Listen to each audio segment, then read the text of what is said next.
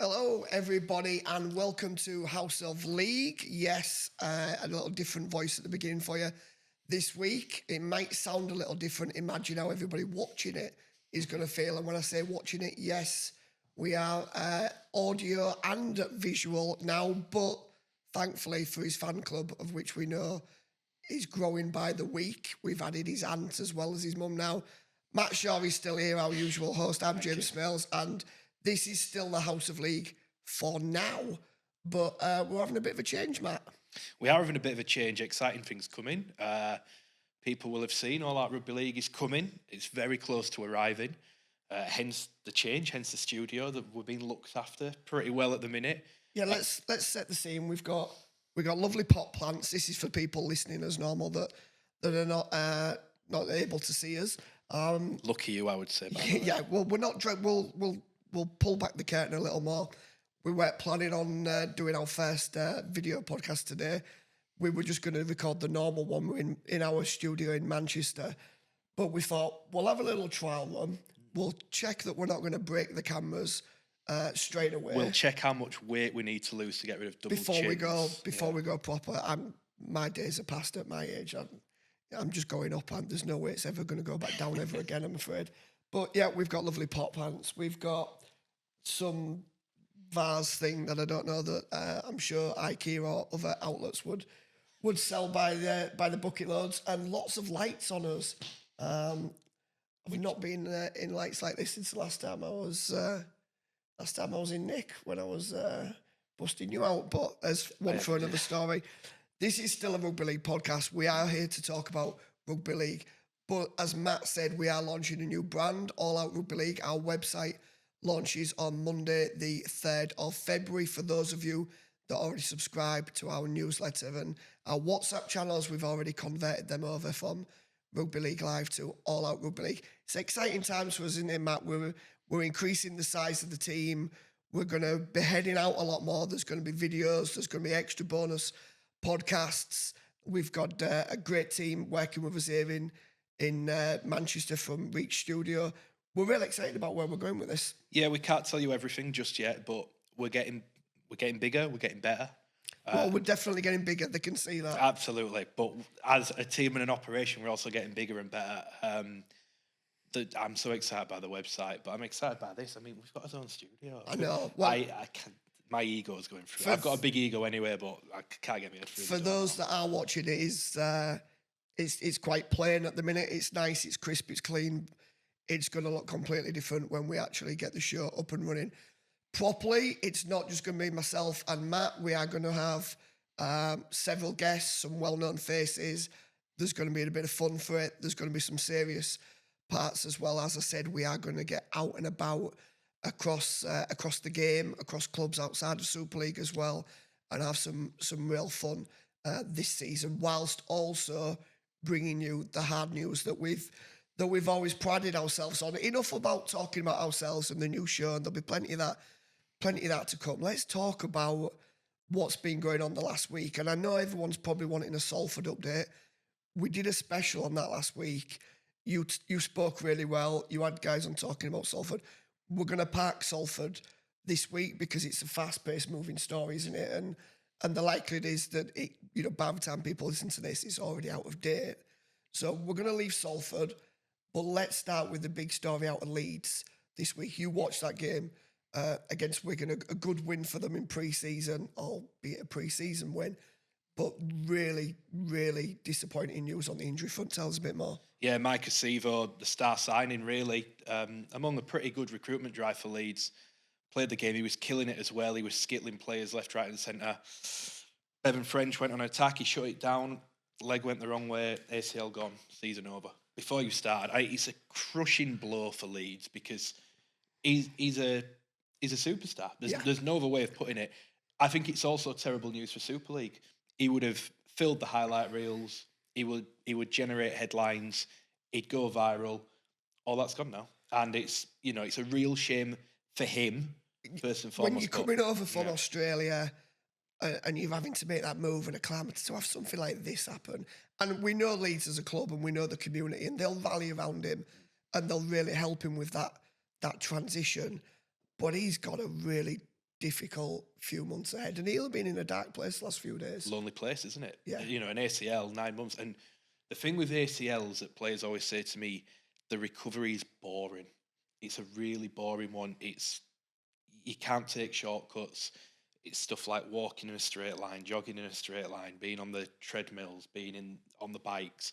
There's nothing exciting about it. No. And it takes a long time to get anywhere close to doing contact. Having a ball in hand. So weights, can't do a lot of that because obviously if you start doing upper body, it's still it's the worst injury to get. It's practically as bad an injury as you can get in rugby league, and you know, huge blow for him. But for Leeds, you know, a lot of their recruitment was centered around him, and he's not going to be there. And the ramifications of that and the other plans they'd made, sort of Ash Hanley moving into centre. Does that get thrown out of the window? Yeah, now? does he go back on the wing? And another one that I thought of, having him there to a certain extent, not massive, but to a certain extent, took away maybe the excitement or the buzz of Ryan Hall coming back to the club. I'm not saying there isn't that buzz there, but he was the big winger, and Ryan Hall coming back as well. That's a bonus. That's great.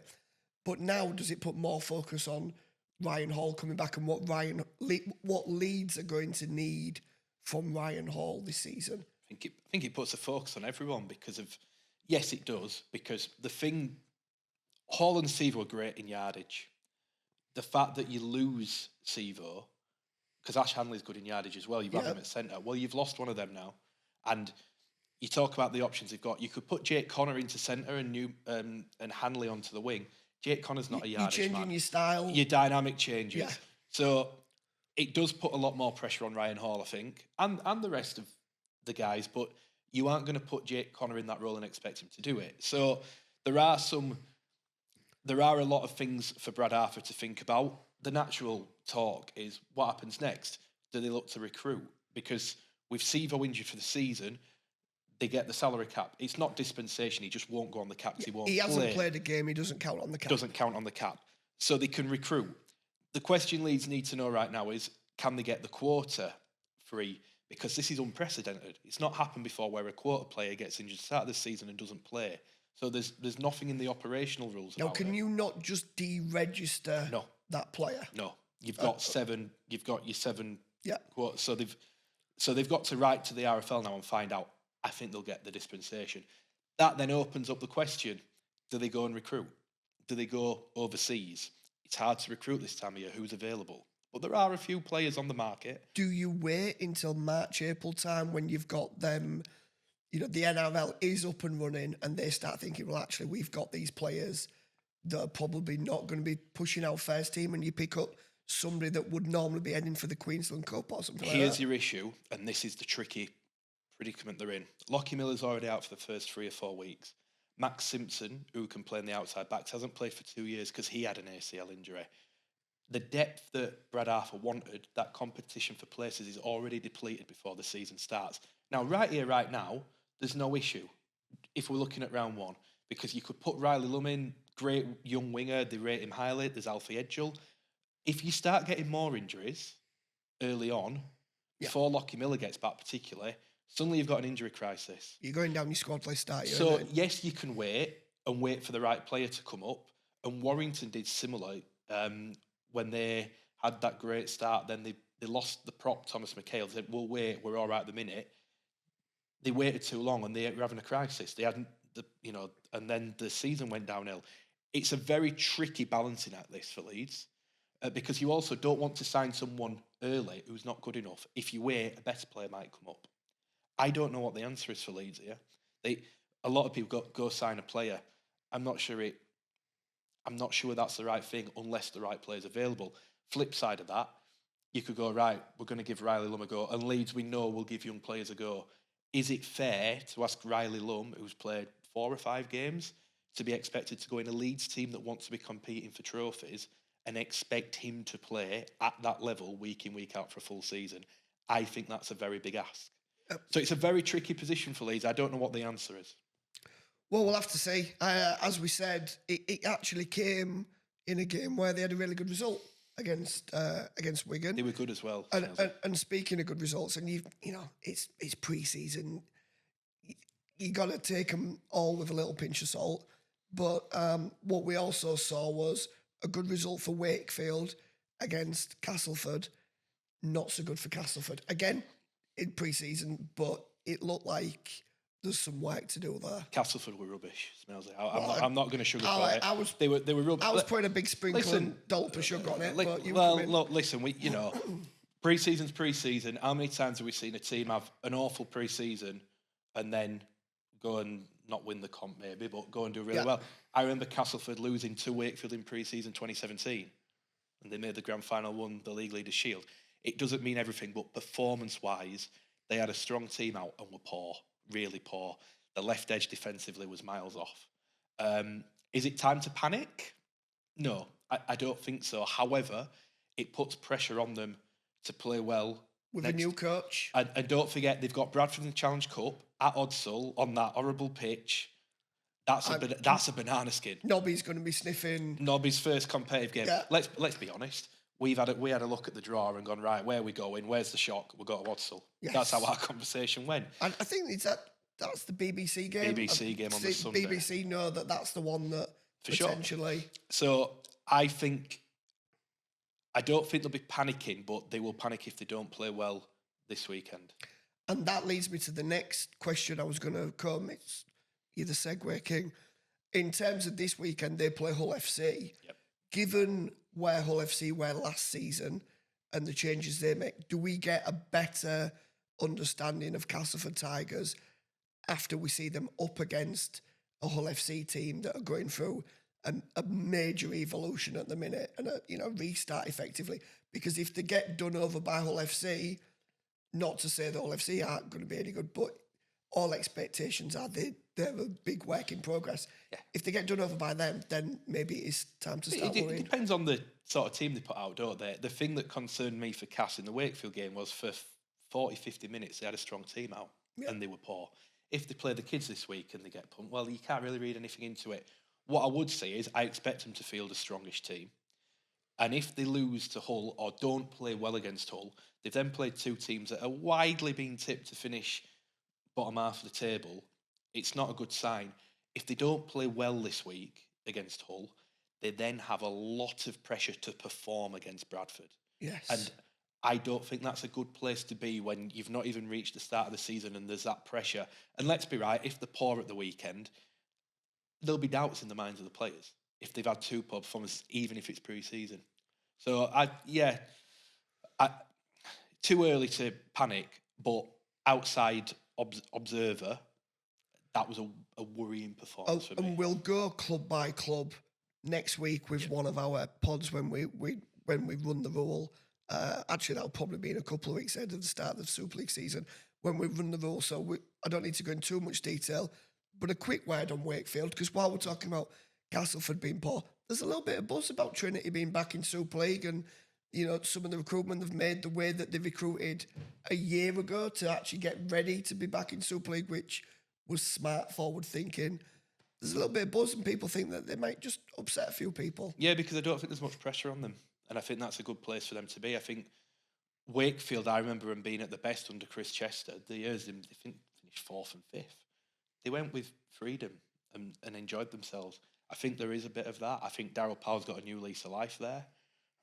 They have recruited well. Look, I think they would admit there's a few gambles in there. Players that are unproven at this level that played really well in the Championship. Not all, as is normally the case. Some will step up, some won't do. And that's why I think probably Wakefield can't push for the top 6 yet. But I think they'll be competitive. And I think they proved it.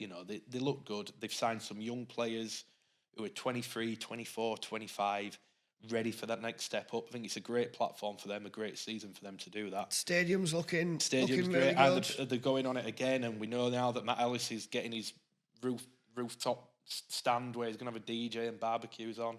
I've already got a table lined up for that one, so I'm doing no work anymore. Shock. I'm not doing any work. So yeah, look, no surprise. Things are good at Wakey. And as we said, we'll talk about them in a bit more detail when we do our full in-depth season preview. Tell you where things are not good at the minute. Huddersfield Giants. your neck of the woods. What a start for the Giants there in terms of 6 injuries already. Yeah, to key men as well. By the way, this is the thing as well. We're not talking squad numbers 25 through to 30, 31.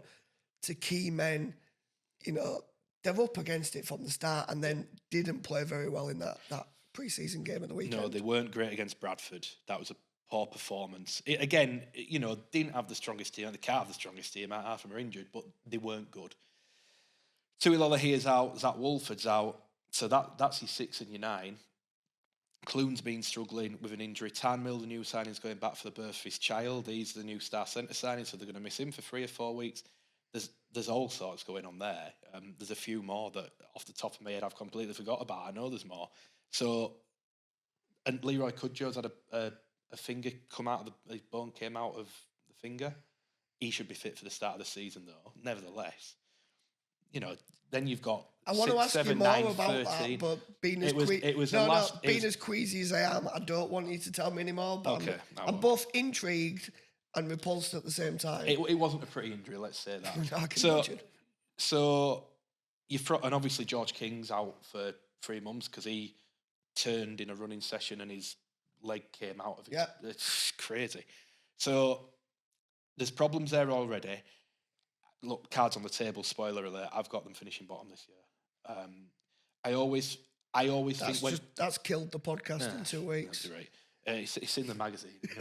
I just think when a coach goes into a club that's struggled, things tend to get worse before they get better. Yeah. That there is a general rule of thumb in Super League that happening. A great example is at Huddersfield themselves. Ian Watson went in, they got worse his first season, then they finished 3rd. So Warrington, Darryl Powell went in, they became really terrible and didn't get much better. But anyway, there's a lot of proof to that. So I think they'll get worse based on that evidence. You throw in the fact they've had a pre-season where the spine's not been fit, which is how do you build your combinations? How do you build your understanding? Throw in the fact I think they've signed pretty well, but I still don't think the squad's where it needs to be.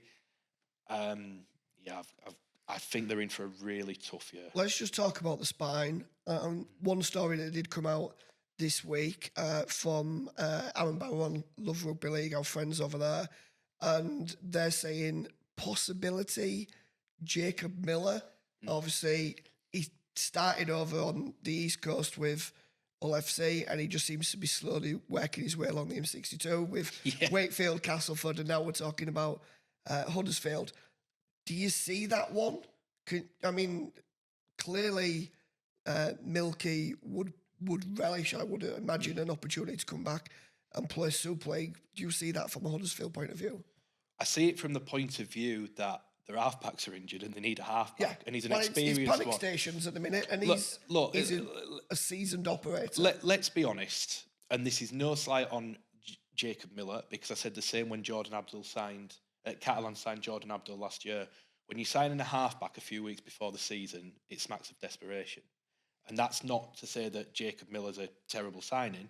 I don't think he is. I think, he will go in and be quite useful for him for where the squad's at right now. Yeah. But if you're signing a halfback to come into your team a few weeks before, that suggests something's not right. Now, we know what's right at Huddersfield. The halfbacks are injured. But that's a tough gig for him. To go in and try and steer a ship. It is a tough gig for him, but he's been around a long time now. He's played. It's a long time since he first arrived as a young teenager in Hull. He's well experienced. He knows he can get a team around the park. He can. Yes, he might not have been the. Listen, if they were that enamoured by him, they'd have gone and signed him 3-4 months ago. I think that's. I don't want to be disrespectful to him because he's a very good professional. And I think he could do a job for them, but I get where you're coming from. But it could be the short-term answer for them. Yeah, I think that's what it is, and it probably is for him as well. He's not got a club. I think he still wants to play. It works out for both parties. I think they did show interest in him earlier in the off-season, and they went down a different route in the end. Yeah. And probably partially him as well, because he was initially going home. Circumstances might have changed. I'm not too sure. Seemingly they have. But yeah, look. I think it's a tough gig for him, but he'll take that on, and it benefits Huddersfield. And let's wrap up what's a shortened episode this week, sticking on the transfer theme, and Morgan Knowles, is he going to be a Dolphin? Now, this is where the talk is at the minute. I think all expectation from us is there's every chance he's going to be heading to Australia. What's your take on it? Where do you see it? You've had conversations. What do you know on this? I'll be honest. I heard over Christmas he was going. There was conversations at the time that he was pretty far down the track with that. If I'm putting complete cards on the table, I didn't want. He had a testimonial match coming up, and I didn't want to break that story because I thought it might have a negative impact. So I tried to be a really good guy, and I can't believe it didn't come out elsewhere. I shouldn't really be admitting that. No, that you makes me look certainly soft. not to me because that's not what I want to hear. No, but it worked. We got the exclusive anyway. I've been told that while Saints haven't completely given up, they're almost resigned to the fact that they've not got much hope of keeping him. He's always wanted to play in the NRL. His style is made for the NRL. Yep. Playing in Australia on the beaches, the lifestyle. Can you blame the salary? The salary, let's be right. I know Saints will be paying him well, and whatever Saints offer him will be a substantial salary. It's still not going to match what the Dolphins or any other NRL club and the thing is, you've got to remember Saints with the salary cap. They recently had to pay Jack Wellesby big money to keep him because the NRL were all over him. So he's one of the marquee players. Matty Leeds is off contract. They're going to have to pay him big money to stay.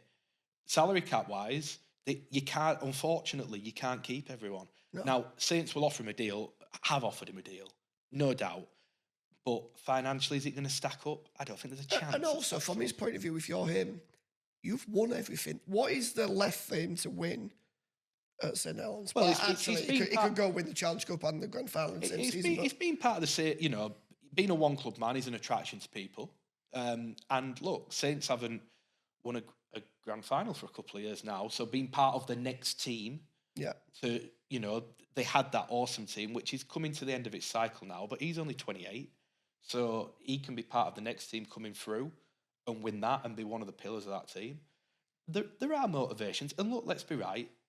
The guy only had a child a couple of weeks ago, his second child. That's a big lifestyle. Yes. And how, does that come with challenges for the family, so on and so forth. So it's probably not as clear-cut. There probably are pulls to stay at Saints. But it does seem to me that the likelihood is this is going to be his last year as a Saints player. Fair enough. Well, that rounds up pretty much the news for the week. As we said, exciting things coming here for us on... Hang on, you've done me dirty. No, why have I done you? Oh, I have. Come on. Look, sorry. Amster-damaged. There's one thing that Matt said we had to talk about this week, and I've forgotten all about it, almost on purpose. Matt, everybody's dying to know about how your weekend in Amsterdam was.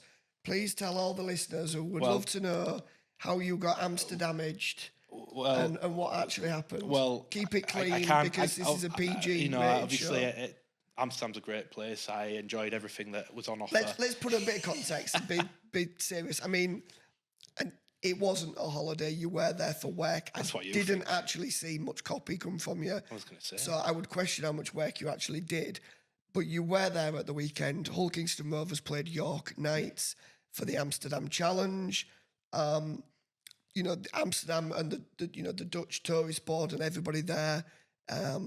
Is it the Dutch Rugby League? The Netherlands Rugby League. I know you did actually write something on it, but I never bothered to read it. Yeah, see, so when you're saying I didn't do any work, you're actually just... You found one story and I saw your name on it, I didn't want to read it.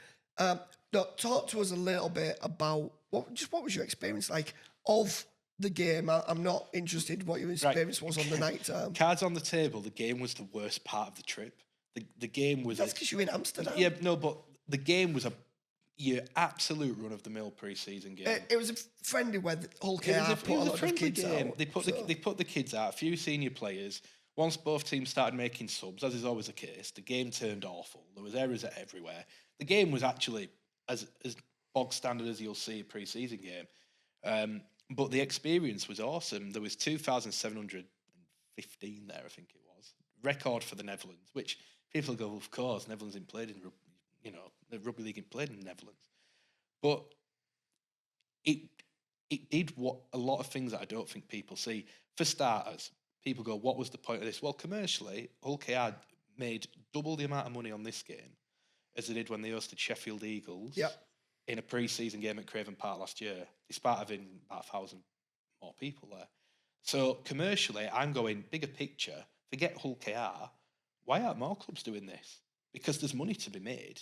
And it gives you fans a new experience. We talk about, events and everything. It's clearly an event.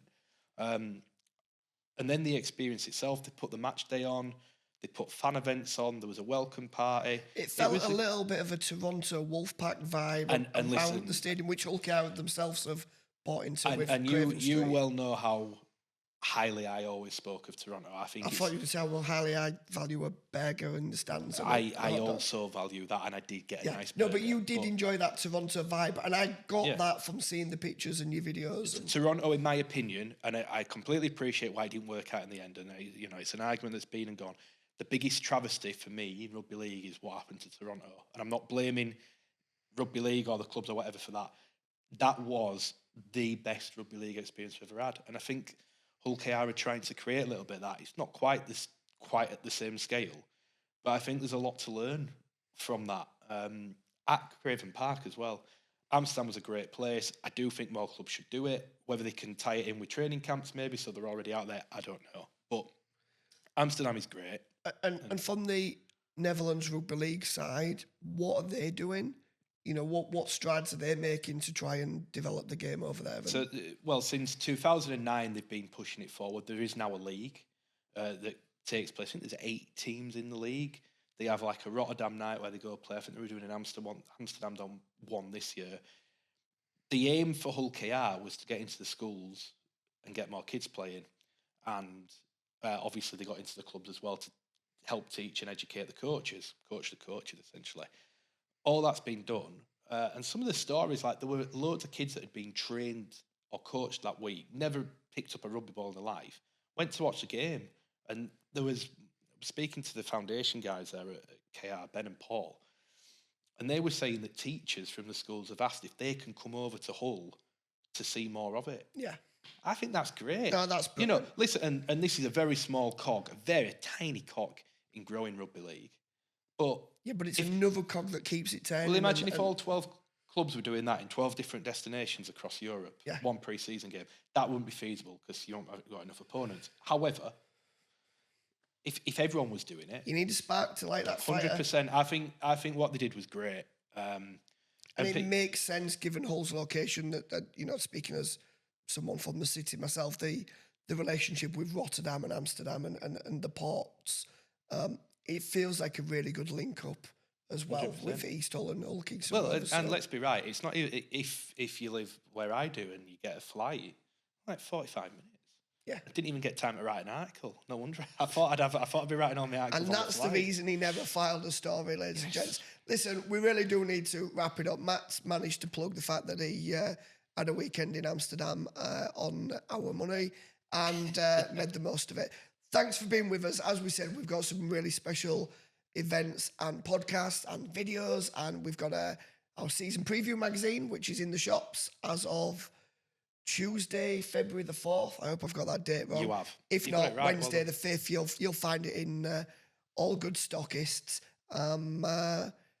So much to come, of which we'll tell you about in the days and weeks to come. Myself and Matt are going to get a makeover. I'm going to get a little bit of makeup or something for my balding head with these lights next time, so we know we're a bit better prepared. Thanks for being with us. As always, I'll leave Matt to sign off in his usual way, but we'll speak to you soon. Enjoy your weekend. Above all else, enjoy your rugby league. Take care.